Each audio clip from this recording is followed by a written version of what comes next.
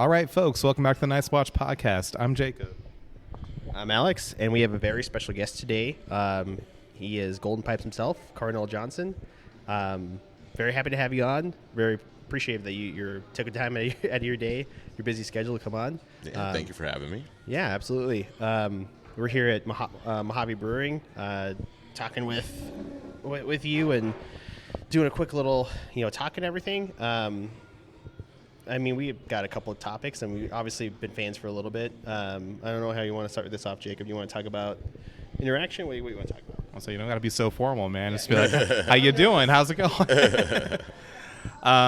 We just thought we'd shoot the shit and see how you're doing. How's summer treating you so far?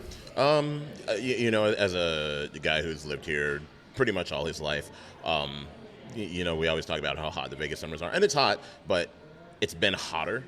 Yeah. So it's kind of been weirdly cool for August or end of July and getting into August. And it's weird because I feel like the last few summers, if anything, it's been extra hot. Yes. And then I looked at the forecast, it's 100. I'm like, I know. That's jogging weather. I was out with friends last night, and it was 80 degrees, and they had misters on, and so it was where I was 73, Perfect. 72, and I was like, oh, this is getting a little chilly out here. Yeah. But yeah, the weather has been Awesome. all right.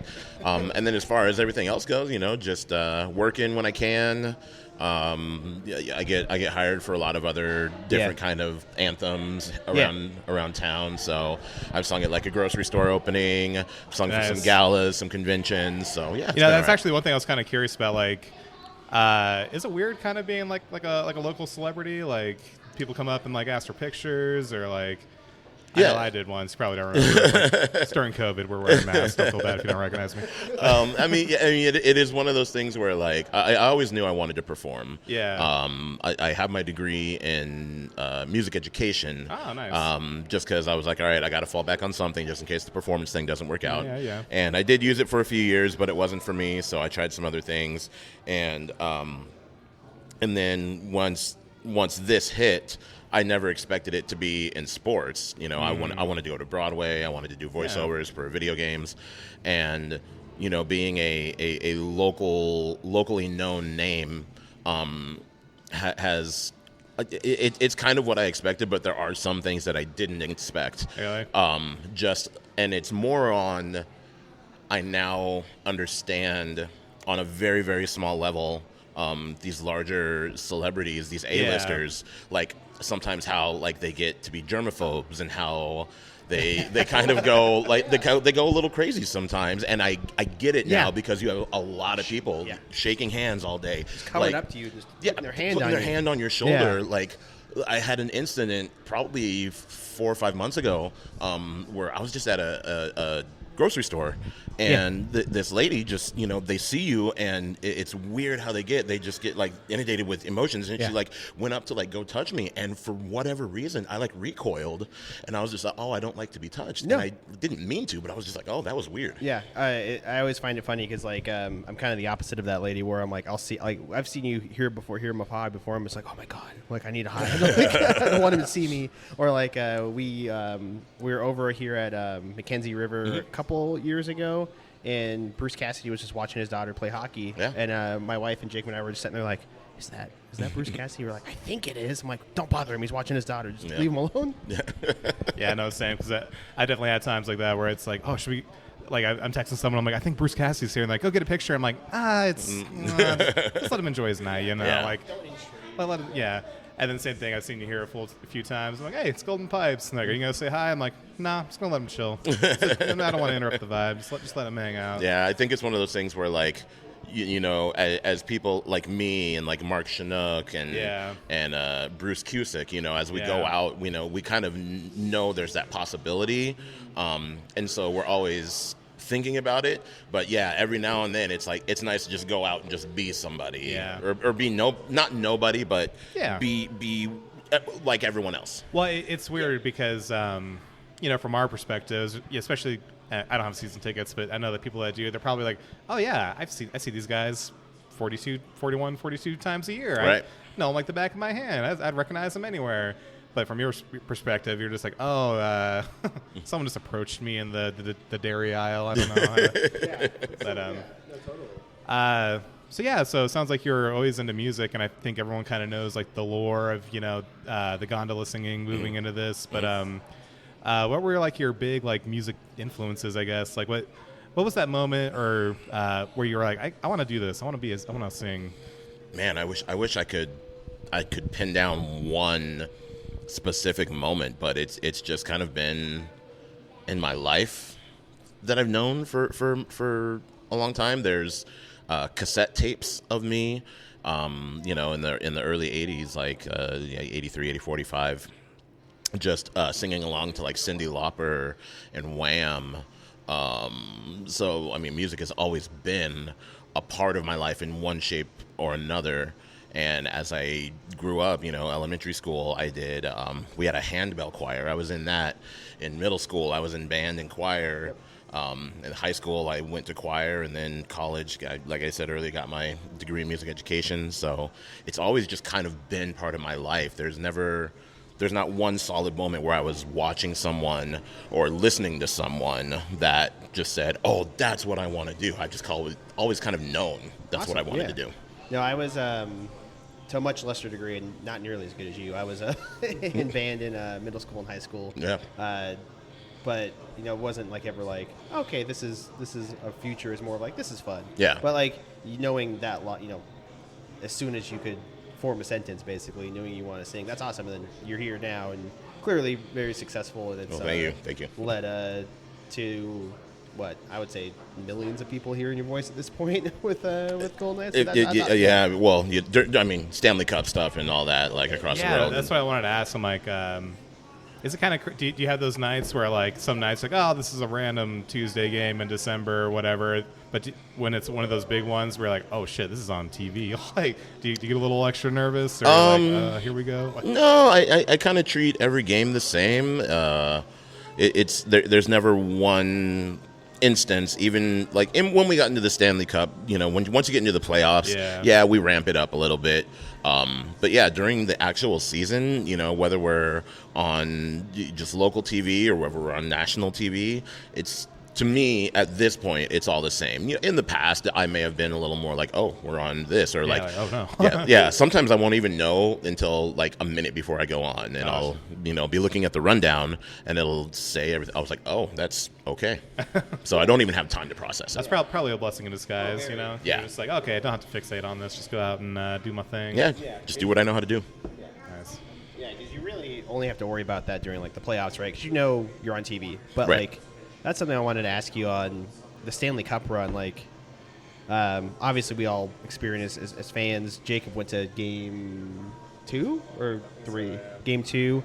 But what was that like? Even just the final. Obviously, the playoffs. Team's been in the playoffs plenty of times. You've done that, been there. Right. What was that kind of run like? Feeling like just going into the arena every night and kind of feeling the buzz, or just feeling the town kind of moving, like.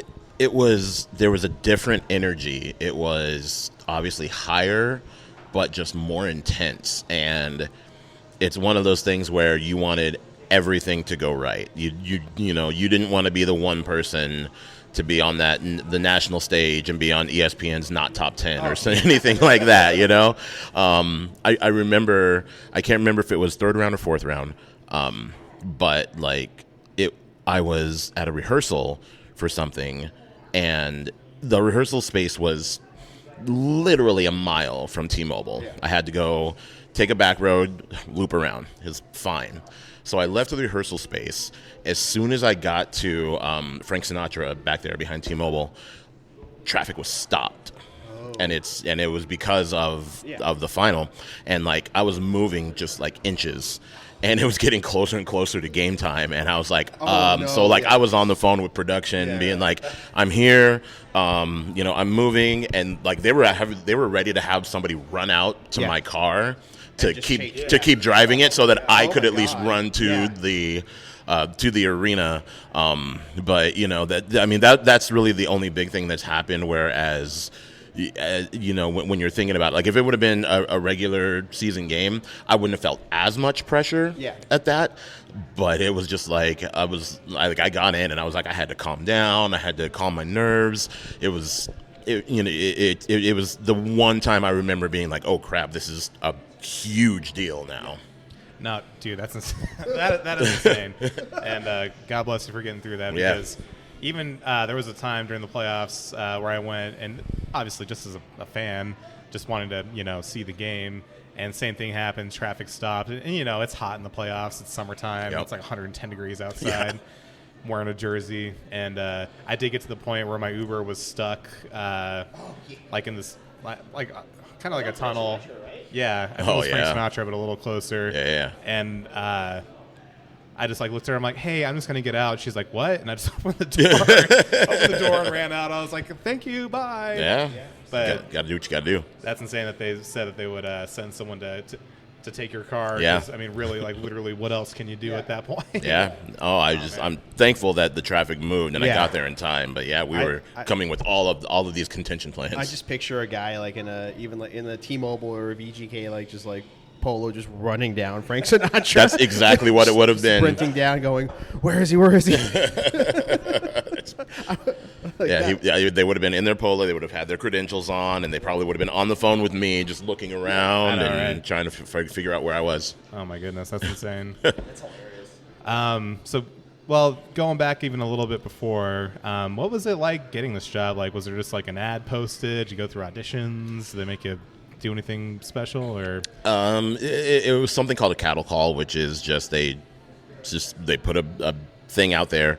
I believe it was through Fox 5 at the time. Gotcha. Just a blurb of do you want to sing? Be one of the 41 singers for the inaugural hockey team of Vegas Golden Knights. So I just sent in my stuff, and that's really where it all started. I just sent it in. They called me in for a live audition. I was only supposed to do one game. That was the whole thing. That first season was only supposed to be single people every single game. And I didn't even start the first game. People were like, "Oh yeah, you've been there since day one." And I was like, "No, I wasn't actually." I didn't. Yeah, February 28th was my first. Oh, really? Yeah, Damn. February 28th, 2018 was my first game that I sang at. But then I kept singing, and I sang for the week after that. I sang for 3 weeks straight, and then I took some weeks off. Then I sang more, and then I sang for the whole playoffs. Nice. Funnily enough, that's actually kind of when I became a fan. I think we all like to say "Oh yeah, I knew the team would be good. I was a fan from day one." For me, in reality, it was more like my parents had season tickets and a random game in March. "Do you want to go?" And I was like, "Sure." Yeah. And then when I went there, I think you were singing that night, because I was like, "Oh man," I assumed that you'd been there since day one, because I was like, "Oh man, this is all part of the thing." Right. Everyone yells "Night." It's insane. But yeah, it wasn't really until the end of that first year where I realized, "Oh my god, this is actually fucking awesome." No, I've loved just seeing the evolution of everything, and that first year where it's we didn't know what we were getting into. I didn't know anything about hockey. I didn't know any of the names. I didn't even know anything about sports, to be honest. I was always one of those soft, sensitive boys where I was like, "Oh yeah, sports," and and then just by going to hockey, I was like, "Oh wait, this is actually pretty cool." Then I paid more attention, and then 8 years later, I'm like, "Hey, do you want to start a podcast about this?" Yeah, same thing is what I knew of hockey. I knew of growing up from watching the Mighty Ducks. No, literally. That was about it. So handful of Wrangler games when I was a kid. Yep, I saw some Wrangler games, some Thunder games, but same thing. I just didn't know anything, and then going and seeing. Oh, this is a really fun sport to watch, and then just seeing that they kept winning and winning and winning, I was like, all right, well, maybe there is something to this. So you mentioned you've lived in Vegas a long time. Were you born and raised here, or moved here? Or yep, born and raised. I moved away and came back a little bit. Yeah, okay. Born here, lived in California for a few years, lived in Arizona for a year, and then always coming back. Relatively close. Oh yeah, never ventured too far. Nice. Yeah, same here. And I don't know. For me, when all this happened, it was just kind of like this. I don't know if you felt it too, or if you were looking at it more from a professional point of view, but it was just the first time where I was like, man, I feel like we're a real city now. There's people, we're all on the same page here, It's one of those things where, and being here for so long, where it's unfortunate when tragedy brings a bunch of people together, and we've all had that stories of October 1, but it happening right before that inaugural season was just kind of this happenstance of, it did bring the city together. And then this team on top of that, we're like, well, what can we do to help out? And clearly, they helped us. I'm not going to say, it's the journey of healing is always like, you never fully heal. I think you just learn how to deal with it more, and it's one of those things where like I still drive by there and I still get those feelings of like, oh my gosh, this is horrible. I was there the night before. I wasn't at Route 91, but I was doing something at Mandalay Bay, and this is when they started charging for parking, and us locals were like, fuck that, we're not gonna pay to park. So I was trying to find any place I could go, and Tropicana, before it got imploded, didn't have paid for parking. So I parked at Tropicana and I walked to Mandalay Bay because I was that adamant about not paying for parking. That is admirable, and that is how I know you're a true local. Yeah, and I walked right in front of Route 91, and that guy was in his room at that time, and just the next night was decided to do it. Well, it's scary, and it's because I wasn't there either, but I feel like people don't understand that just having it happen at home, like you do run through all those thoughts in your head, like what if I was there? Like, it's the most normal thing in Vegas to do. Like, oh, like I'm not really a country fan, but if someone said, hey, I got a free ticket to a country festival, you want to go? I'm like, fuck it, I'll go. Yeah, if you're not doing anything else. Yeah, and it's just awful. I still remember when that happened. I was just, not to get too dark, but you're just up and you're checking the news and you're refreshing your phone, you're calling people, and like it was scary, man. It was really scary, and like even that first game that I went to that I told you about, that was the first time that I went on the Strip since that happened, because all I could think was like, oh my God, what if it happens again? And then you're sitting in line in Toshiba Plaza, and my uncle was with me, and I think he saw I was like a little nervy, so he kind of like nudged me, and he's like, hey, look up. And I looked, and I saw Metro in the parking garage, and I was like, okay. Yeah. we can do this, guys. We can do this. Yeah. That definitely, they seeing their presence definitely helped out, because I had all the same things, especially when we won the Stanley Cup. Yeah. And we had the huge, we were all in Toshiba Plaza, 100,000. We were at the parade, not at the plaza. Yeah. But yeah, you're just sitting there, and there's you could look around. You're in there, know. And normally it doesn't make me feel too safe, but in those circumstances, I'm like, actually, I do feel safe. Yeah. Thank you. Absolutely. Yeah, because we were there with Jake and I were there. We were there with my wife, his sister, and then his parents. And both my wife and his sister were both like, "Oh my God, this is so many people. What if something happens?" I'm like, I literally pointed. I'm like, they're all along the casino lines. They're all along casino. They're all on the roofs of all the casinos. Yeah. But yeah, like that parade. Funny story. I didn't plan out my vacation very well in the Stanley Cup run, and Jacob likes to make fun of me for this every single year. So, my parents booked a cruise to Hawaii for 2 weeks as like a wedding, like a honeymoon gift and everything, and like family trip. I'm like, okay, perfect. Like I saw the date one time, I'm like, we should be done by then. I got on the boat, and the Stanley Cup Finals had started the next day. I'm like, shit. And I'm on this boat, and I'm obviously, paying attention to the vacation when it's not a game, but also like finding anything I can watch, and like just. Thankfully, my wife's a big fan too, so she's just like, okay, we gotta go watch the game. Yeah. And I vividly remember Game 5. We're on a sea day coming back, so we're on our way back in, and I'm like, okay, this is Game 5. We can win it today. I'm like, we'll see what happens. And I was already planning on like redoing my flights, canceling stuff, getting back to LA, like to make it depending on the parade, but I didn't want to get too far ahead of myself. And I was watching the game, like each successive goal going in, I'm just like, oh my God. I'm looking at my phone, like, I need to cancel everything else right now. And so it was funny because we get to, obviously you get to the end of the game, and Jacob video calls me with his sister, one of our friends, and I'm like a minute ahead of a minute ahead of Jacob with like his live feed, like at home. Oh wow! Like he's at home, and I'm on a boat in the middle of the ocean. And I'm like 30 seconds to a minute ahead. But I had it was like Kevin Weeks and some random dude that did not care about the Golden Knights at all. I felt so pissed off. And so Jacob calls me, like we're just like screaming and yelling in our room, and they were like where everybody's crying, and like we're getting to the Conn Smythe part in the vivid memory of mine is like Jacob going, I swear to God, Alex, if you ruin this for me, don't turn your audio on your TV off right now. I need to know.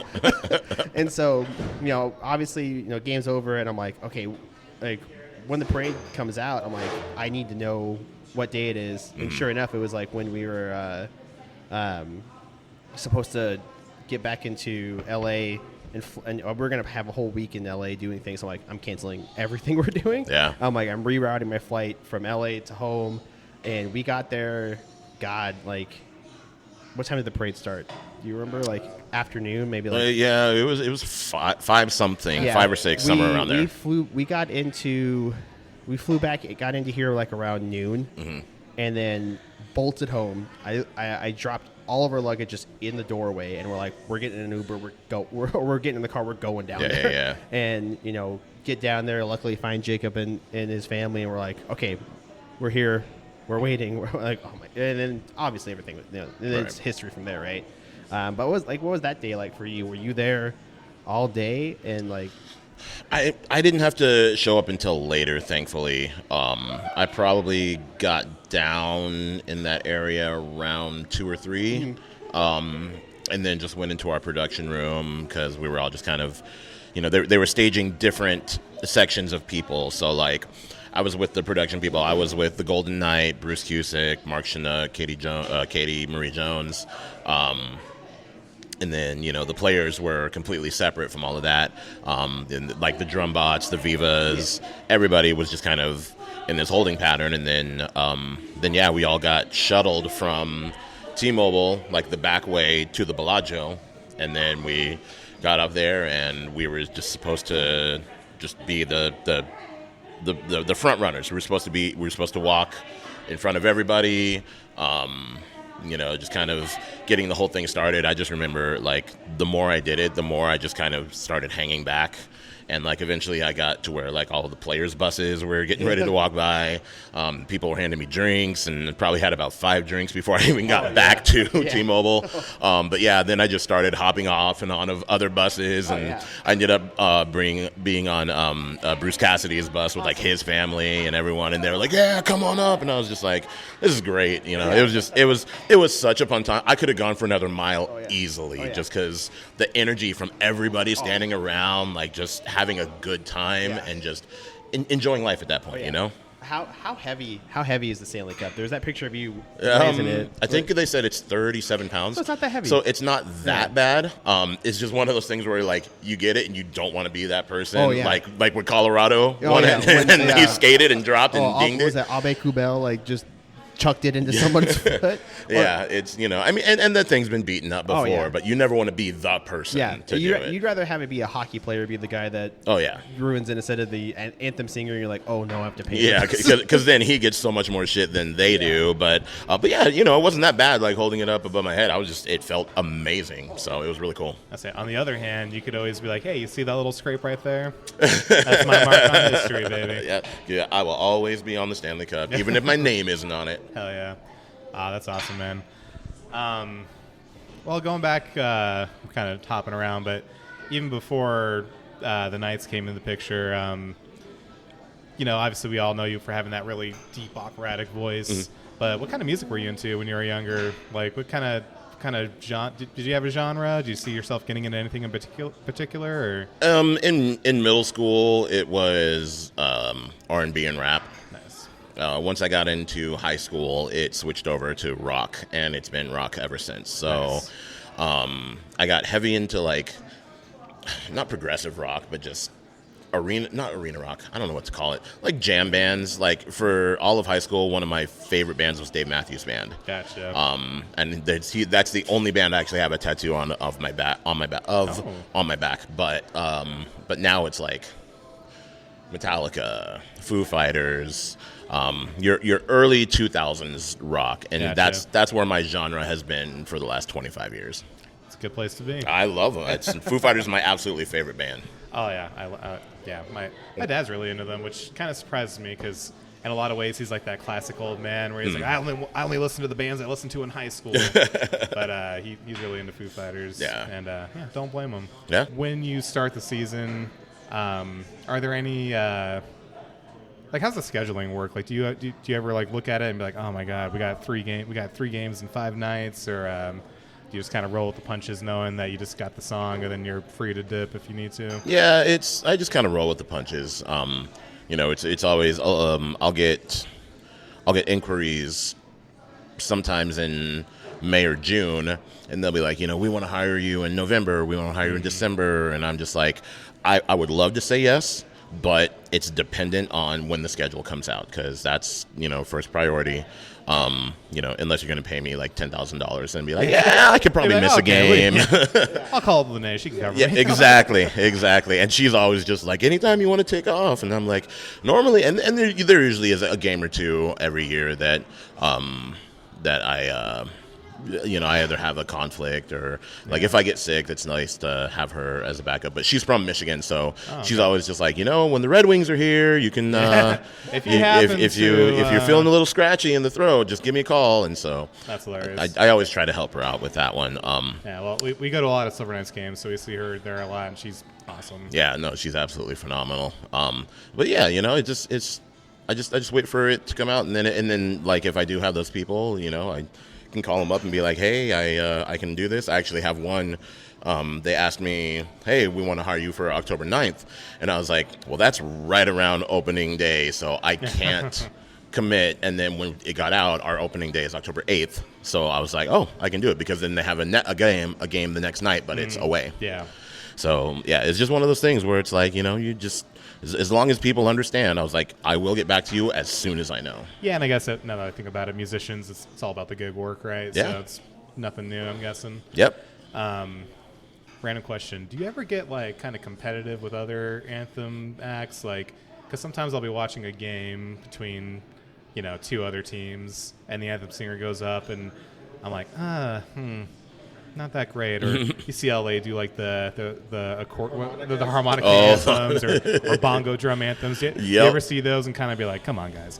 I more do it to myself. I typically don't go on like socials, and there was a thing where a couple years ago I was trying to be more of a social media presence, and I was trying to make a thing of reacting to anthems, in particular. I won't say bad, but I will say questionable.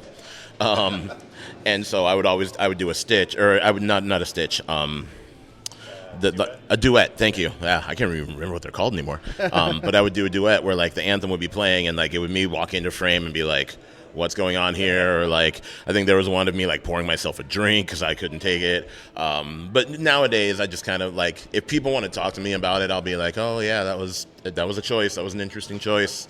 But yeah, music is fickle and funny. It's like there's no one right or wrong way to do it. And so we might have thoughts on it, and that's absolutely fine. Absolutely, everyone should have their opinion on things. But to call it wrong or to call it right is questionable at best, because the harmonicas was an interesting choice, but they still had fun. But they had fun, yeah, and that's something people are going to remember. Or in Nashville, the guy who played the bongos, like. I'm like, oh, okay, I guess that's what we're doing now.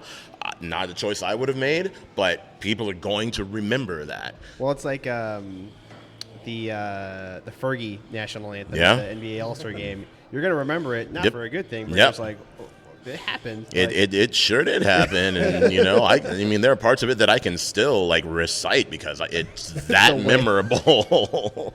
You're just like, what is this girl doing? So it's also funny like seeing some players like kind of reaction, like especially to that, or like obviously at Golden Knights games, all the guys are very respectful, and you're doing this 8 years now, and everybody knows your voice. But like you'll see, like it was the funniest thing was with Trevor Zegras and the bongos. He was just sitting there like, I don't know what to say. Right. They asked him about it. They're like, how'd you feel about the anthem? He's like, no, I'm not gonna comment on that. Exactly. It's like, what do you say about that? Like, it's certainly unique, right? Yes. Like, God, who was that? Do you guys remember that video of, I don't know if he was doing the anthem or what, but he was like ice skating and he tripped over. hit the rug and hit just the rug. Hit and just, Yep, I know exactly what you're talking about. That would happen to me if I ever had to do that. Just my luck. Yeah. Any favorite performances, or do they all just kind of blend together?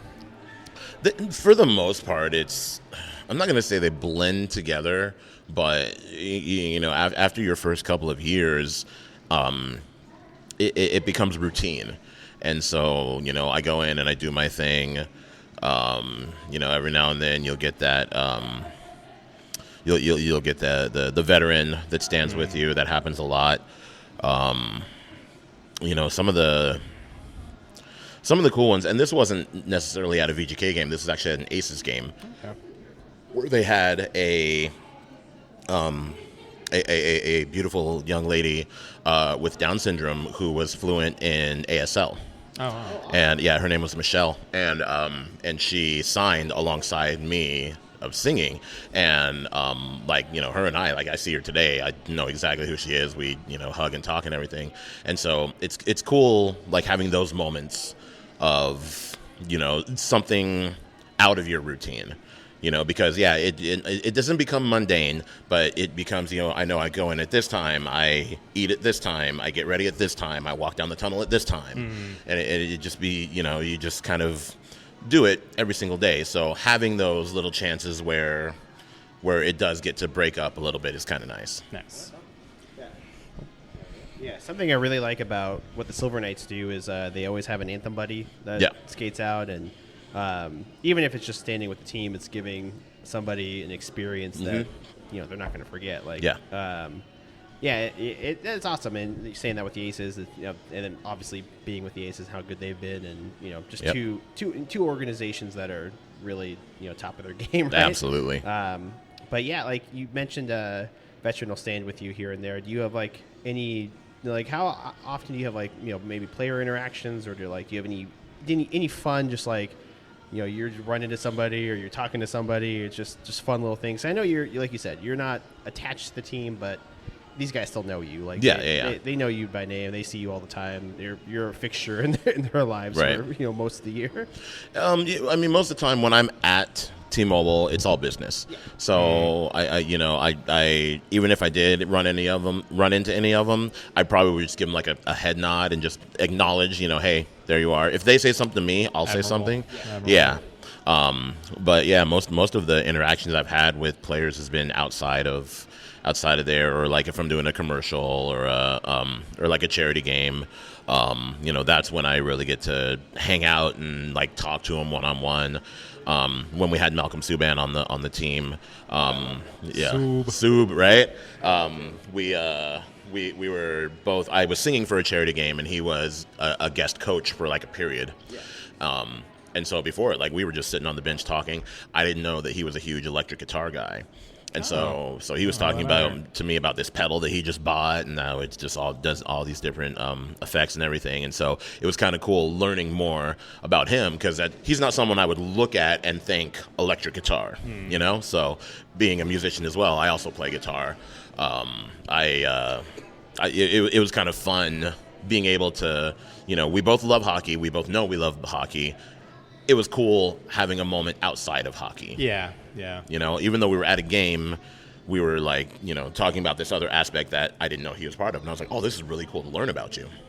How do you do that? Do you play guitar and sing simultaneously live? Yes. I have musician friends where they say that's actually kind of hard. Really hard. And it is. I actually have a duo. You were talking about Lynnae. Lynnae and I have a duo, and we play around town. We've played up the street here. We've played over in Summerlin. We'll play at Galas. We played at the M Casino. But yeah, I play the guitar, and then we sing as a duo. And it's a talent that is not easily obtained. The better you have rhythm, the better you have. There are still songs that I play that I'm like, why can't I sing and play this one little part in a song? And I can't figure it out for whatever reason. But the more it's like anything, you get comfortable with it and you have fun with it. When we first started, I was so nervous, and I was, I can imagine. Yeah, I would mess up lines, I'd mess up guitar parts, and it's live music. You never know what's going to happen. And what I would try to tell myself is hey, The audience doesn't know. Exactly. If you just keep going, they just pass right over it. Play the wrong chord, and you're like, guys, those are just more notes. Yep. More notes for you. You're welcome. Yeah, you're welcome. You didn't, you weren't expecting that, but I just gave you a whole nother chord that you didn't know was going to be there. Exactly.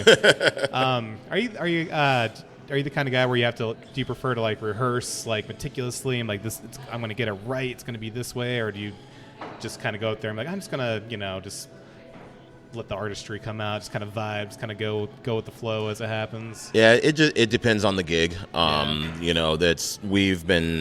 I have been duetting together for 6 years now, about, and we're comfortable enough now to where if we get called for like a high profile gala or something, we'll be like, all right, we're gonna write out our absolute set list and make sure we're good on those songs. We're not gonna like practice them together, but I'll make sure I'm playing them on the way there just to have it in my head and in my body.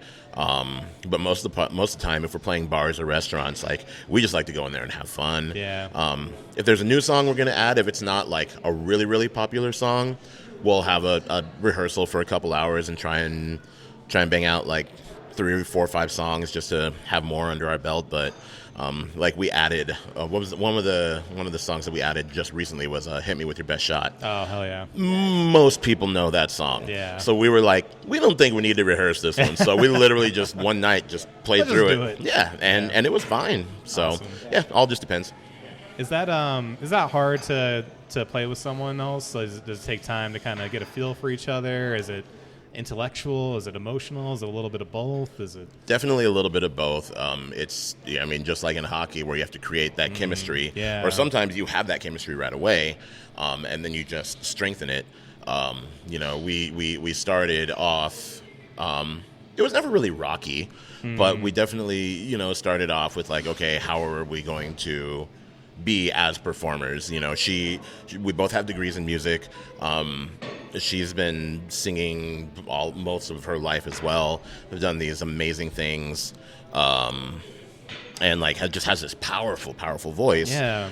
And hers is very pop driven. It's just sensational, and mine is very operatic driven. And so it was finding that mix definitely took a couple years. But then once we did, it's now that chemistry, we can just play off of each other. Like if I mess up a chord, she can easily find where I'm gonna pop back in, or if we get ahead a beat or behind a beat, it's just we can pretty quickly fix that now. Because I mean, live music is just, we're human. Yeah. It's not going to be 100% every single time. That's kind of the beauty in it too, right? Absolutely. It's like, if I want to hear the song, I can just put the record on and just hear it the exact same way every single time. But when you have those live performances, you get those little nuances, little differences. Yeah. And that's what we do. Like sometimes we'll take songs that people know, completely change them around. Yeah. And because it's changed around, I'm like, oh wait, I gotta remember that we're playing it this way instead of like you would say, like you would hear on the album. Yeah. Sorry, I'm just fascinated by this stuff. I am so inept musically. My brief flirtations with trying to play an instrument did not go well. Voice also not great, but I sure do love listening to music, and I think it's a special person that has that in their soul to to get it to come out. Sure. No, I mean just hearing you talk about. I like listening to that too. Like obviously, like I said, I did some. It wasn't. I was middle school and high school. Right. In band and in orchestra, doing marching band and stuff. So you knew it, but I'm like, you went to school for this stuff. Like right. you know how this all. Just listening to someone like kind of like process that is kind of like the same way as like hockey is like. Each person's got their own specialized thing, right? Like the way you can just really work through a song and figure it out really easy, and it's kind of the way like you see for example Jack Eichel just being so good at what he does, or right. Just really having a specialty, and that's something great to hear anybody talk about. Yeah, no, I love hearing like people who are specialized in their field go off, because it just shows how passionate they are about it. You ever go to karaoke and just like blow people's minds? So me and my girlfriend have another couple friends that we go out with constantly to different karaoke places, and 9 times out of 10, I actually won't get up and sing. I just, it's one of those things where like, I always equate it to like, if you're a plumber, you don't go out and fix somebody else's pipes all the time. It's fine. And I will say the arts is a little bit different. My girlfriend's a dancer, and when she was going through school, she would dance for 8 hours a day. And then after that, it'd be like, hey, y'all want to go out dancing? Like, yeah. So it's like, you go as musicians, it's you're practicing a lot during the day and singing a lot during the day. And then at night, it's like, hey, you want to go hear this band? It's like, yeah. So, you would go out and you'd listen, or you go out and sing. But I don't, it's not that I don't like karaoke. There's nothing wrong with it. I just enjoy sitting there and having fun. Having drinks, having some food. If one of my friends or my girlfriend wants me to get up and sing with them, yeah, of course I'm going to say yes. But as far as like me doing it, like if I'm there and I get drunk enough, absolutely I will get up there. It'll come out naturally. Yeah, I was say it's kind of like I get it. It's like if you're like a professional chef and you get home, like what do you make when you get home? Popcorn. Right, yeah. I cooked all day. I'm fine. Box mac and cheese, Jacob's got a funny story about karaoke. He wants us to go, but he's got a buddy from work. They went to karaoke, and the first thing he puts in was All-Star from Shrek. He was just belting it out for how long was that? Like he was having fun, but like I just picture that. Like imagine being in a karaoke and that you hear your voice, and you're like, "Holy shit, who's down in the other room?" So you do original music too, right? Or, no, actually. No? Oh, okay. No, so I've mainly covers. Yeah, there was a time back in the early 2000s I was in a local rock band here, and we did write our own music, and I dabbled in it, but it wasn't something that I enjoyed. Yeah, I would like. I'm very much, and this is actually in a lot of aspects of my life. I love following a plan that's already there. So, I get that. So when I play video games, I like RPGs or first-person shooters that have a story. So like Call of Duty, Halo, anything like that where it's like has a beginning and an end. Yeah. I love Lego. I love building stuff. I have like 20 or 30 different things at home that there's a definitive start and a definitive end. I'm not a big fan of sports games because even though it's the season, you play this season to this season. I was like, okay, well then what do you do after that? Well then you play the next season. Okay, so what after that? Yeah. Well then you play the next season. Okay, so what do you do? Well then you retire, and then what do you do? Well you start all over again. Yeah. No, it doesn't end for me. Like no, I need to be invested into a character or something. Exactly. Yeah. And then need there to be a natural endpoint. Yeah, and so that's why so with music, I like somebody else having their. He was like, here's my music. Yeah. I want you to play it, but I've already done it for you. And I don't think it as a lazy thing. It's just it's almost like interpretive, Yeah. Artistic interpretation. Absolutely. Yeah, that's literally exactly what I was thinking. I like bringing other people's works to life. Yeah, because you could even, like you said earlier, you can make some changes as you can change like maybe the tempo a little bit. You can change things and. That's something that's awesome. Like I just did a thing a couple weeks ago where there's this composer from L.A. who wrote this musical about this guy tripping on mushrooms, and he sees one of his dead Viking ancestors, and so like I go in and I'm playing the dead Viking ancestors, and I'm this big black guy, and the guy who's singing is this right up Jacob's alley, skinny little white guy. And so I'm like, I'm your ancestor. Like, what are you? Like, so it was fun being able to play that character for. Yeah, I mean, we were on stage for 4 minutes, but it was a cool thing seeing that and like working with the composer and the writer. Their thoughts on like this is happening at this point, and so that's been my whole life, and that's why I love doing musicals is taking that character and putting it on a stage. That's kind of what my next question was going to be. Do you do much acting? I haven't in a while. The last really show I was in was 9 years ago. We have something here called Super Summer Theater out at Spring Mountain Ranch, and I've done 6 shows out there. Nice. That's where I did a lot of my acting. I've done some stuff at like the Summerlin Library. we did some things at the Hard Rock, the one that was attached to the MGM for a moment.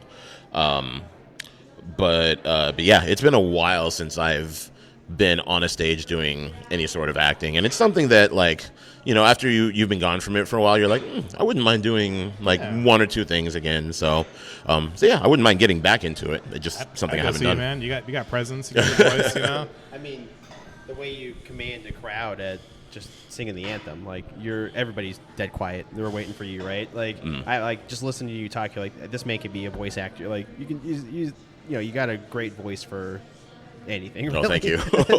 no, it's like it's funny. Like we said, like listen to our podcast back. You're like, oh, okay, we're doing okay. But then you got a commanding presence like yourself. You're like, you can control a room pretty easily, and everybody's listening to you because you're just so good at what you do, right? Yep. So, yeah.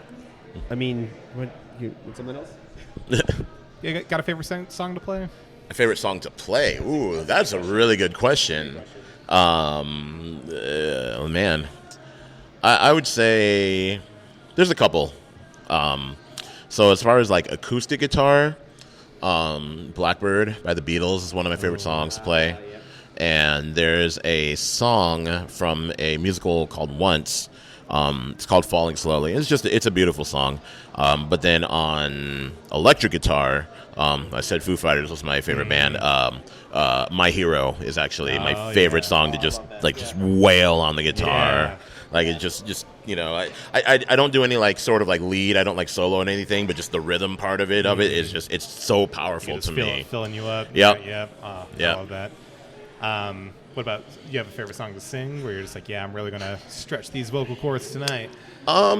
You know, it's a lot of musical theater is what I grew up singing. I had a lot of opera training, and I love performing opera. If I'm being 100% honest, it's hard to stay awake when you're watching an opera, and I feel bad because like a little hard to follow along up on. Sometimes if they don't have the subtitles or super titles up there, it can be really hard if you haven't studied the opera already. And I've gone to see my friends in operas, and I love them. They're so amazing. I love their voices.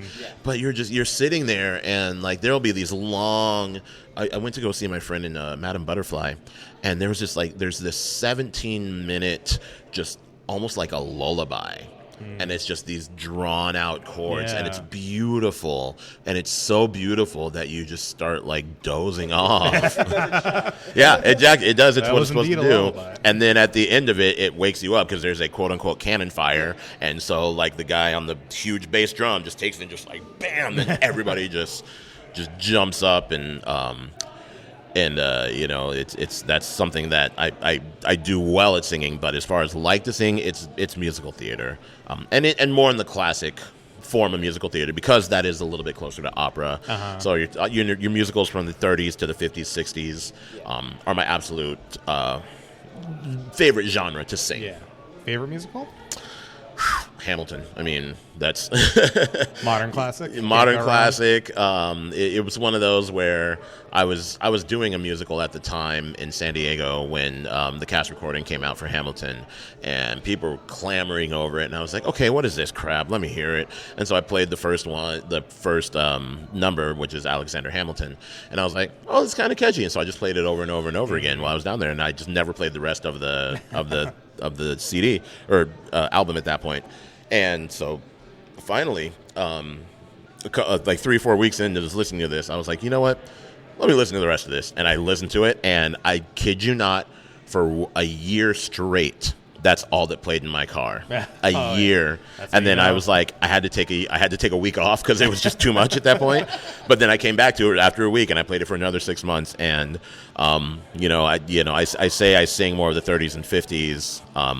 We're almost to the next 30s and 50s. So I have to almost say the 1930s and 50s. Oh, my God. We're 5 years away from saying that. I know, right? I had that thought the other day where I'm like, do you think people are going to be like, do you remember the 20s, you know, COVID and political strife? Yeah. Like, don't say that Yeah, to like, me. that sucks. When people are like, oh, yeah, you were born in the late 1900s. I was like, you shut your mouth when you're talking to me when like were that. you born? 19 something? I'm like, yes, actually, I was. Yeah, You're exactly. I'm only 33, damn it. I had a window to the world before the internet ruined everything. That's Don't right. be jealous. That's right. But Hamilton has been a big part of my life. A few years ago, there's something called Hamiltunes, which is you can license the song. You can't put the musical on. You can't produce it, but you can have a sing along. Okay. And so I was one of the producers for a year for that. We did like 3 different ones.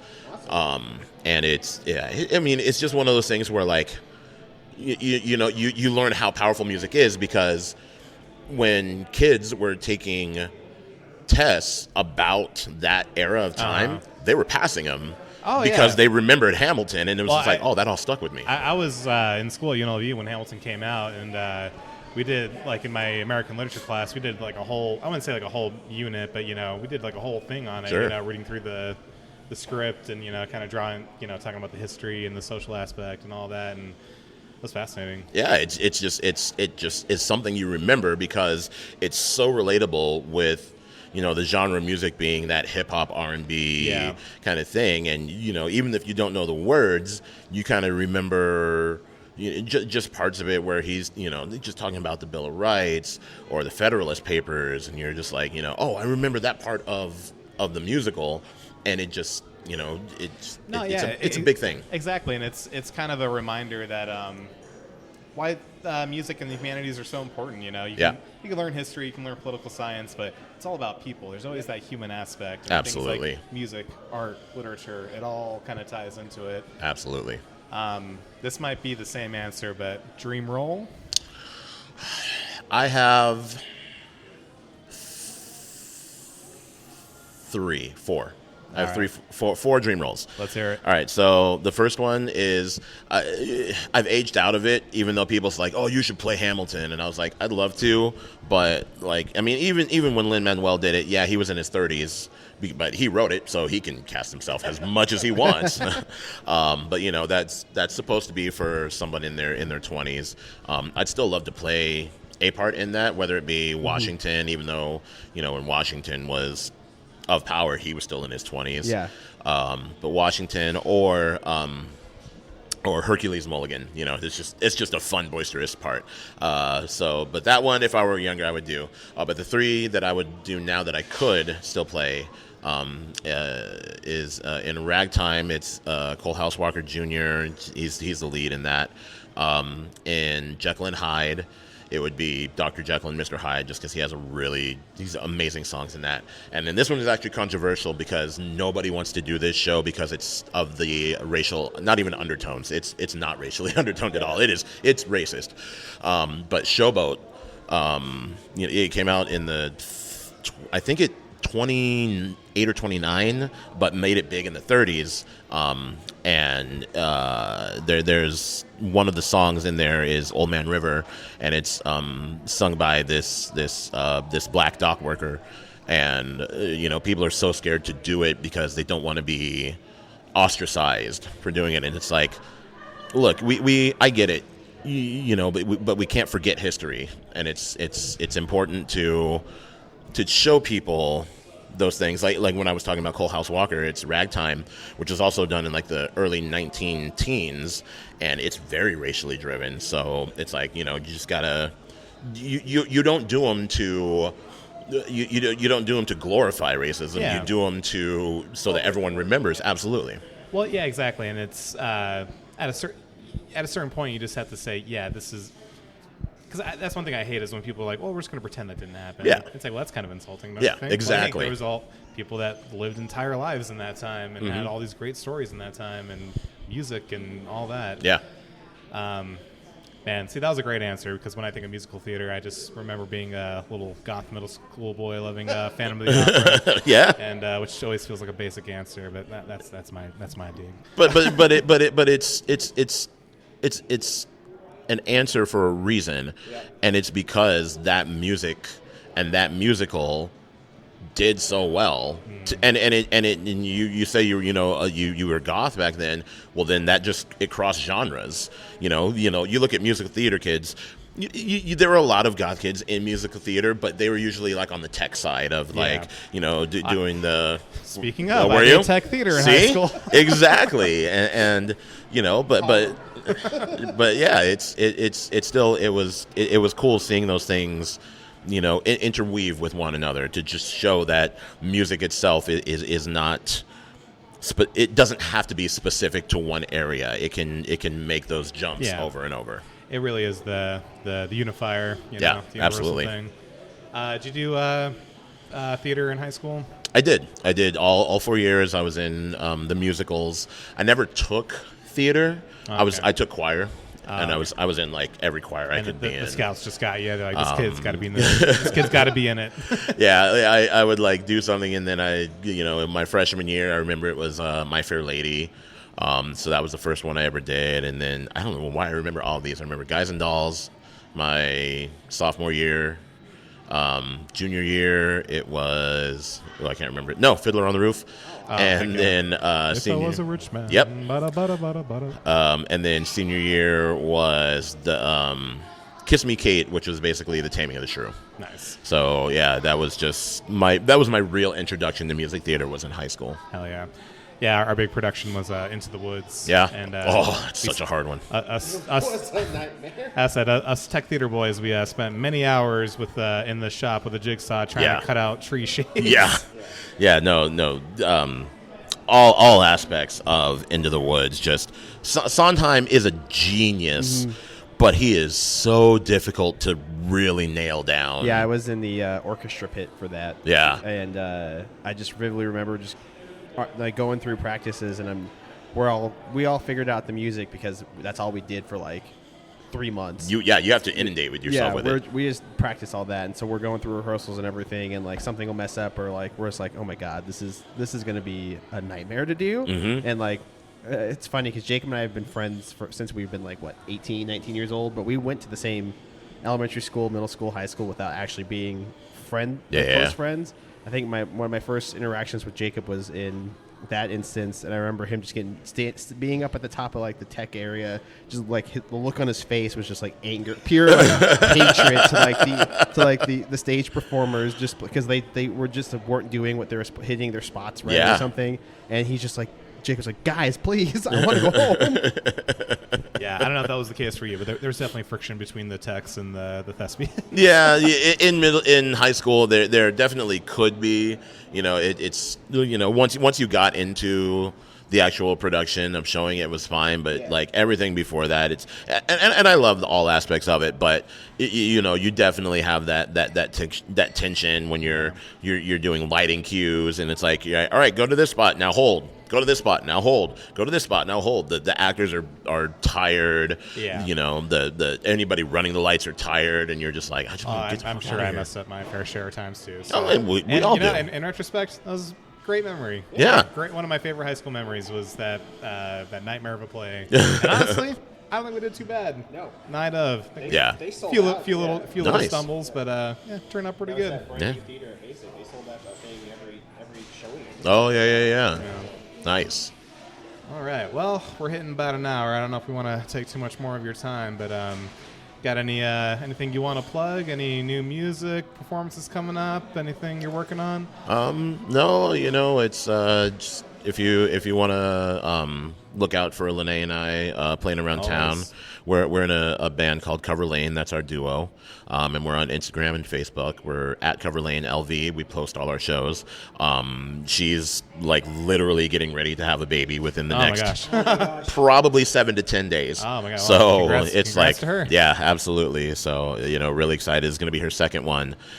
So we'll get to have another little baby coming to the fortress every night. Heck yeah. But then once she heals and gets back in it, we'll be starting back up in in October playing around. So just kind of keep an eye out for us. I feel like that's the time where the city kind of comes alive because it's not 120 degrees outside. Exactly. People start going out again. Yeah, it's and hockey season. Hockey's football. Yeah. And then pretty soon, well, I mean, baseball we know is over the summer, but, we're going to have baseball here in 3 years and, the Aces. Yeah, it's all kind of, I think you're absolutely right. October is when the city starts sprouting up again. It's funny. I always joke I have reverse seasonal depression. I'm like in the summer, I'm like, it's so hot. There's nothing to do. Right? I know. I try to leave the house. I try not to do too much, but like we were saying earlier, how it's we say it's only 100, 105, and it's like, hey, that's better than 117 for a week. So literally, for Vegas, we will take that. Yes, sir. Yes, sir. All right. Well, thanks, Carnell. This has been awesome. It's good getting to know you. Musical theater guy. I should have known. Yeah. Should have known. No. I feel like I got a certain level of respect for people in the music industry. No, and thank you for having me. I always, it's fun going out and do podcasts, but it's even more fun, fun talking about hockey, but then when you get to talk about other aspects of your life, I thoroughly enjoy that. So thank you so much for having me out for that. Yeah, I appreciate talking about everything. Like just this last hour, just talking. It's fun. So yeah, absolutely. Really appreciate you, and thank you for coming out. Yeah, thank you. Yeah, and we sign off with a little special. So stay gold. Stay gold. You want to? I got it. Stay gold. Yeah. All right. See y'all next time.